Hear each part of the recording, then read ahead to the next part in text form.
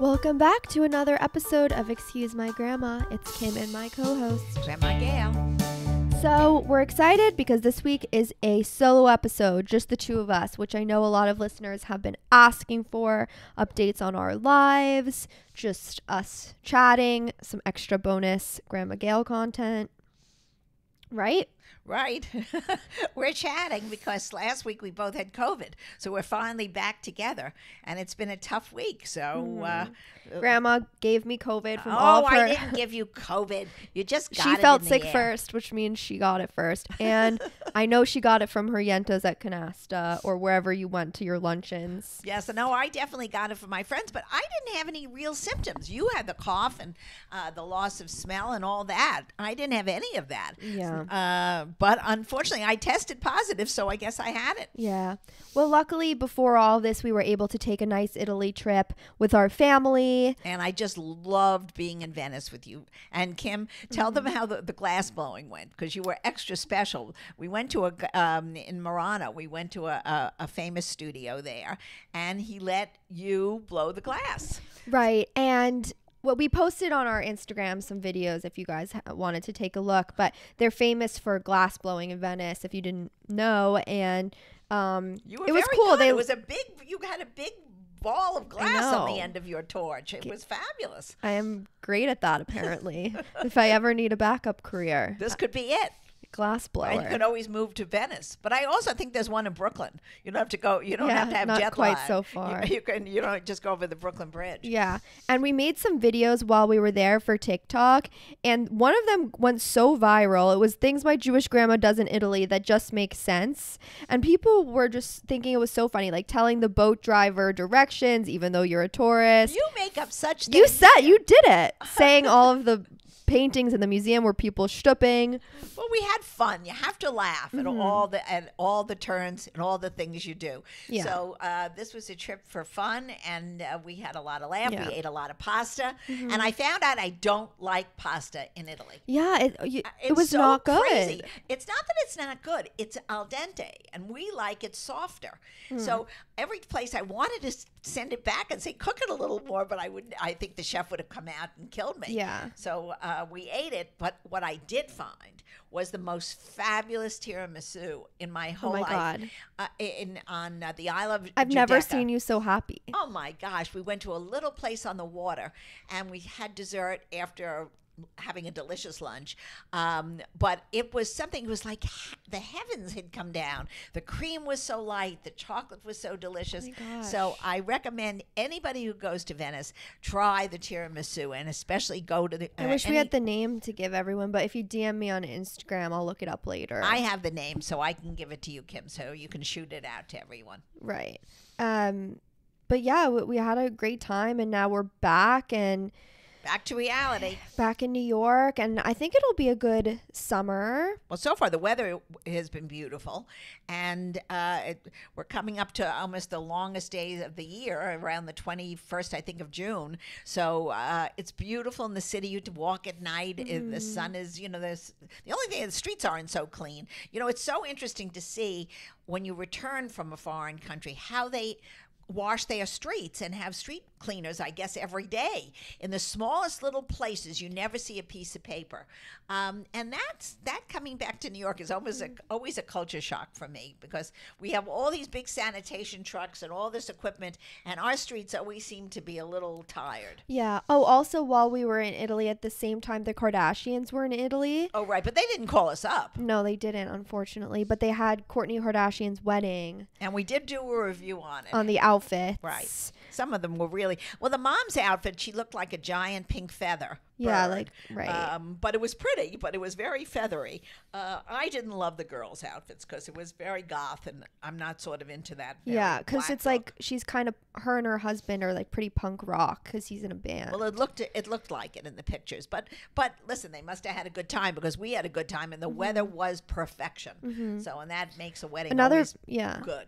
Another video we did recently was rating fashion trends that are popular right now. A lot of like early 2000s vibes. Because nobody, you know what? I think people are looking backwards because Yeah. they really, right now, that was the thing we also noticed in overseas, is that everybody's dressing the same. It doesn't matter. You wear a pair of sweats and a T-shirt, you could go anywhere in Right. the world. And maybe for dinner, you just put on a little more, a button-down collared shirt or a for the men, and for the ladies, just wear something a little nicer on the tops. No one's dressing. I really almost am sad about it, but I'm glad because it takes much less effort now to get ready at night. Yeah, I mean, it's still fun to get dressed up sometimes, I agree, but it's definitely a lot easier to just... And that also is an early 2000s thing. Like, think about Paris Hilton, like, in just the Juicy Couture tracksuits, and that was cool just Right. to wear I'm out. telling you, it's coming back because I think COVID did everybody in, and everybody went back and to look in their closets and look at the outfits they had Yeah. and found out they were good enough. Yeah. I was never, like, really into Paris Hilton. Like, I don't know. Like, I guess maybe because she was popular in, like, the 90s, early 2000s, and maybe I was still a little young, but... I've been watching her reality shows, and it's so entertaining. Do you know that she was a babysitter for that Bethany Frankel? No, Bethany's older than her. Yes. She was her babysitter. No, do you mean Bethany was Paris's babysitter? No, Paris was Bethany's. No, that's impossible. Oh, you mean Bethany's like 50. Yeah, and how old is Paris? 38 maybe. Oh, so maybe you're right. Maybe There's Bethany no was, way You're right. that you're she right, was you're her right. babysitter. You're right. I'm a little confused. You're right. Did you see that on the MTV Awards? Is that I what? did, exactly. Yeah. I saw that on television. Yeah. You're right. I'm sorry. She's Kim. 41, Paris. Oh, okay. And let's see how old Bethany is. She's got to be about 56. 51. Oh, 51. They're pretty So close in... Put her 10 years. So when she was 10, she was her babysitter? I guess she was a babysitter. Maybe they lived near each other and she just Right. hung out. Huh. Interesting. Yeah, so I've been watching that. I also just binge watched Stranger Things because the new season was out. It was scary. I don't know. I'm back to watching Feeding Phil. Thank Oh, I heavens finished they already. came. Oh, you did? The new series? Yeah. Oh, Somebody feed Phil. I'm just sorry. I just finished the Mexico, the first episode. So, but I just love Oaxaca, him. yeah. Yeah. I'm never going to where he was eating worms in a salad. I I know. decided that is a city I'm missing completely. The show is on Netflix if you guys wanted to And it's watch so it. I would wonderful. love for him to come on our podcast. I would too. He is actually. he is the most entertaining, enjoyable man, and he makes everything so. In the world of that we're living, he gives you a little bit of a laughter. Yeah. Laugh. So I want to get into our dating topic of the week. It's summer. People are going out and having hot girl summers, summer flings. People Well, we're over those summer flings if you're over 18. Well, that's what I was going to say. Like, are we too old to not think about permanent relationships and just be like, oh, there's a cute guy I'm going to go out with? People say I'm doing it for the plot. Like the plot of their lives, like the story, like as if their life is like a movie or story. They're like, oh, let's do it for the plot, even if it seems off. I think it's awfully juvenile. Yeah. I think I have to tell you the truth. After you're 25, 26, I don't see any reason for spring flings or these. I mean, all they end up is drunken evenings with a bunch of people you'll never see again, hopefully. Right. Unless I guess some people think that's like fun. I guess if you're in college, it was Yeah. fun. I'm not so sure. It's almost like those movies about the Hampton share houses. Right. Who cares? First of all, most of the relationships, most people never spoke to each other again because they didn't really know who the heck they were to begin with. They were so plastered. Yeah. Um, Well, it's like that show Summer House on Bravo. Yeah, exactly. It's a bunch of nonsense. But you know what? Whatever everybody wants to do is fine. No criticism. Yeah. I don't think it's coming from a judgy place. No. I think it's more just like you don't understand the appeal. No, I don't understand the appeal. I guess maybe your friends might, but I don't. Yeah, I mean, and I think you could still go out and have fun. Oh, I think fun parties and are not fun. like make purposely bad decisions. Right. I think basically now I think it's more to get together with smaller groups on a weekend. So we got a lot of listener questions in on Instagram. And I thought we could answer them on the podcast so we have more time to like go through each one. Okay. Budget date ideas when you go on dates with your spouse. Well, you're certainly not going to the supermarket, so that would not be. Well, you could a cook. budget. You're saying that's like less than going out. Well, I always feel like cooking ends up being more money. Well, not really. Well, I guess not really because you could eat leftovers. No, then and eat leftovers, and then you don't have to give anybody a tip. You're giving yourselves a tip. Yeah, true. But I also think it's fun to do something together, like prepare like we've done these little cooking segments ourselves. Yeah. And they're fun. Honestly, yeah, make a YouTube channel cooking videos with your spouse. I actually think it's just fun to do something together, and then if you're fortunate enough to have a roof on your building or a little backyard where you could go and eat it outside, spread a blanket out. Yeah, picnics. And sort of picnic. And picnic in New York, picnic in the park, which is absolutely free. That's always so cute and romantic, I feel like, and we don't utilize it enough. Oh, I think a lot of people do. The Oh, park really? on the weekends. You don't utilize it, but I think the Central Park is always packed with people, and I Yeah. think all the parks are. Yeah. It's one of the great wonders that we have still left in the city. Yeah. Someone wrote, did Gail know Jackie O? No, I didn't know her personally. She was the first lady, but we all admired her. We didn't know all the traumas that we now know that she was going through, but she was the first lady when I first got married, and we all looked up to her. She was Miss Style, and she had little children, and we thought she was the cat's meow. Yeah. Oh, cat's meow. Yeah. Someone wrote, how do I meet a 50-year-old man that isn't completely flaky? I'm 58 and divorced. Well, I don't have much advice for you on that. According to Kimberly, everybody's flaky. I know, but you would think by 50 they have grown up. Well, I think people basically, and I say this to you all the time, and I don't mean it in a bad way. People really stay the same. They change very little from when they're young. Sometimes they get more entrenched in their ways.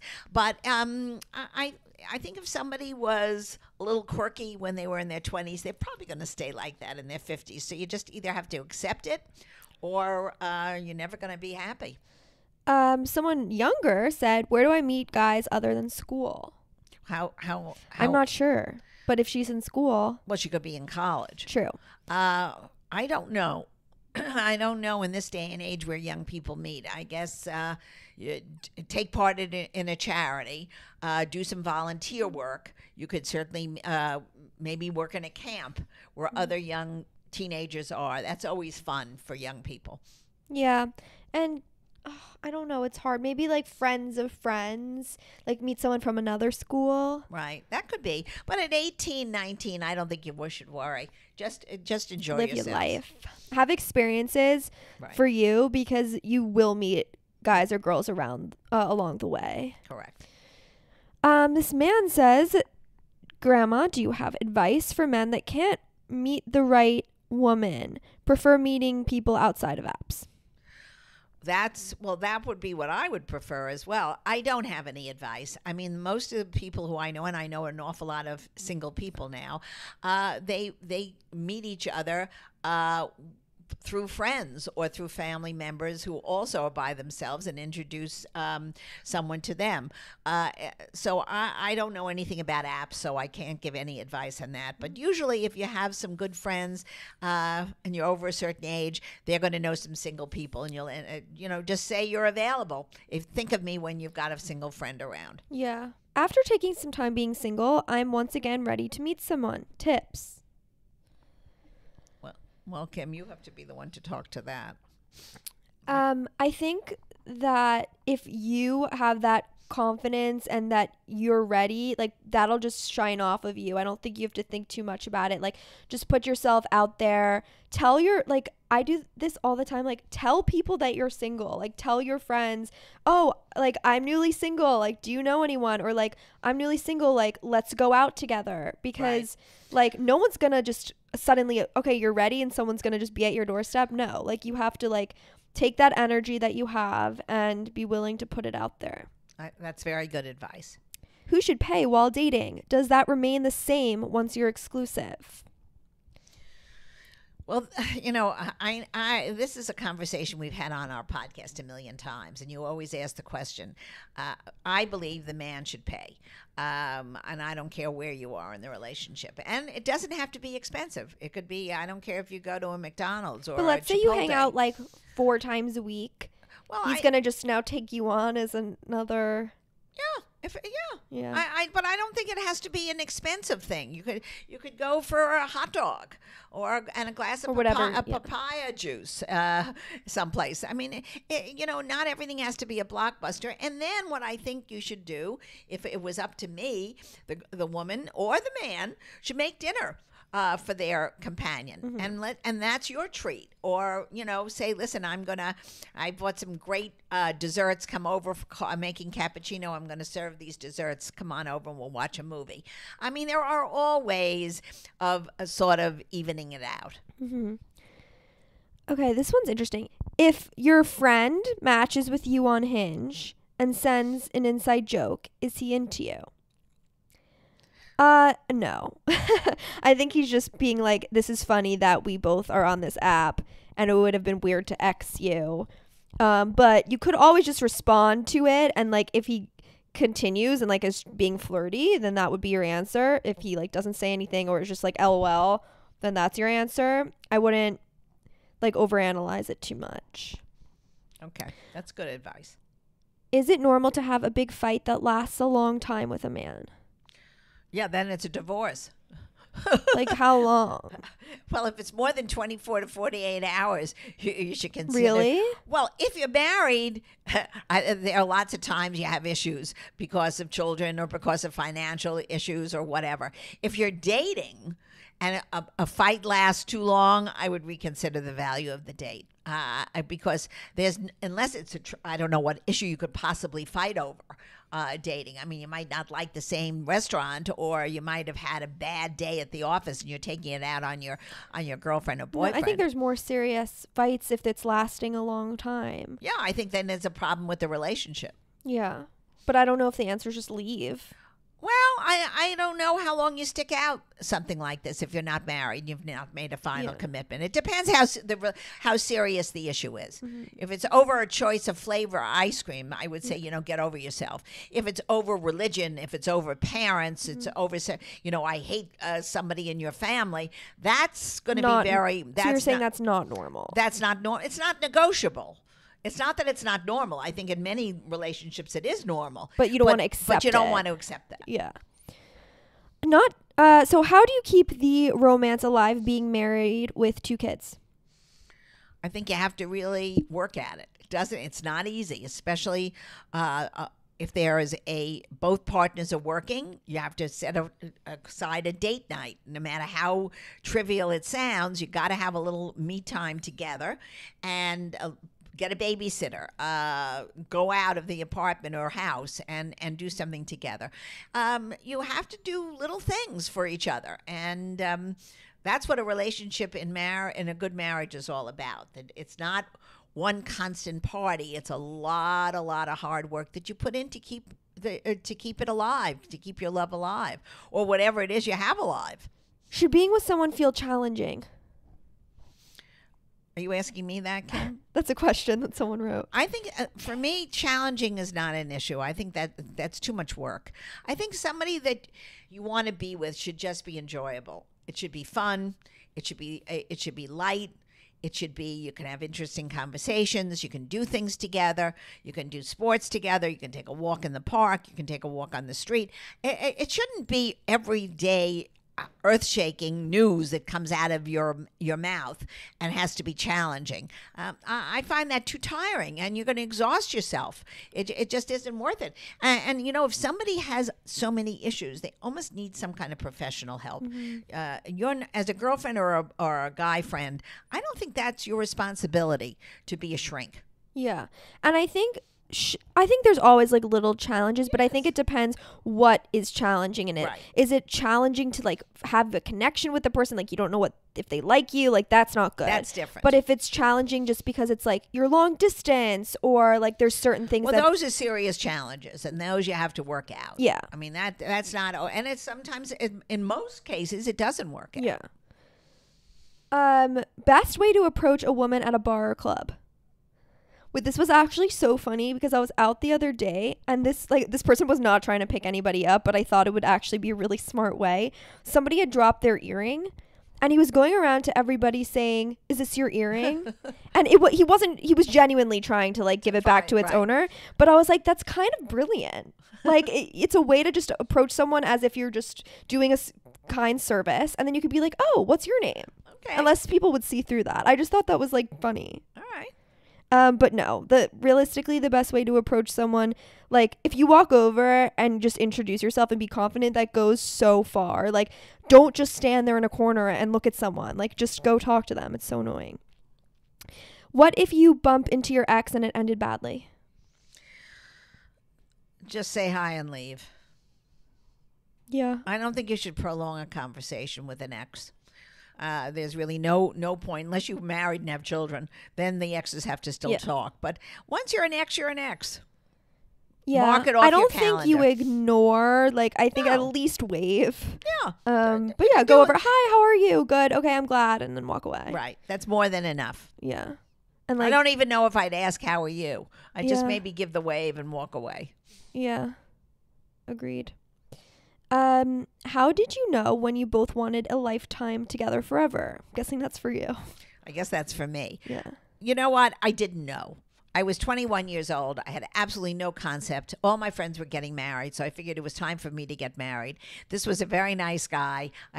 On paper, he looked perfect. I knew his family, and we got married. It's not, that's a whole different relationship than what's going on today. So I can't give advice to young people today on how they should know or when they should decide to make it their permanent thing, because it was a very different time in the 50s and 60s. This is kind of interesting. Should you be a little mysterious on your first date? Well, I don't think you should take your pants off on your first date. Yeah, I think you should. I mean, that goes back to the question: should you go to sleep on with somebody on your first date? I would say positively no, because I think then a lot of the mystery is not there. I think everybody likes to have a little bit of sexiness and mystery in a relationship. If it becomes too much mystery, then you start getting nervous. Yeah, I actually didn't equate that with having sex, which is interesting. For me, I just thought you meant like, I would never be purposely mysterious, because if someone's like, "Oh, where are you from?" and you're like, "Oh, you don't get to find that out." Like, that's weird. Like, you should just be yourself and be honest. I think the question is whether you should hold back of yourself a little bit. I don't think you should hold back your personality. No, not your personality, but some of the other stuff. I don't have to know if you floss your teeth in the morning on a first date, right? Or you don't have to tell someone about all your exes, and your bathroom habits. Sure. I mean, a lot of this stuff is really, that was so. What I think the question it was, should you be a little mysterious? Is also whether you're just starting out together, and it takes time to learn about one another. So go about it slowly. Okay, I think that was most of our questions. Okay, Kim, that's a good job. We have to answer them because they're constantly on your phone flashing. I see that coming in. Mm-hmm. So thanks for joining us again this week, everybody. If you liked the episode, please let me know on Instagram. Excuse My Grandma is our username. We love to hear feedback from you guys, what you want to see more of, what guests you want us to have on. Follow us on TikTok, Excuse My Grandma, and we will see you next week.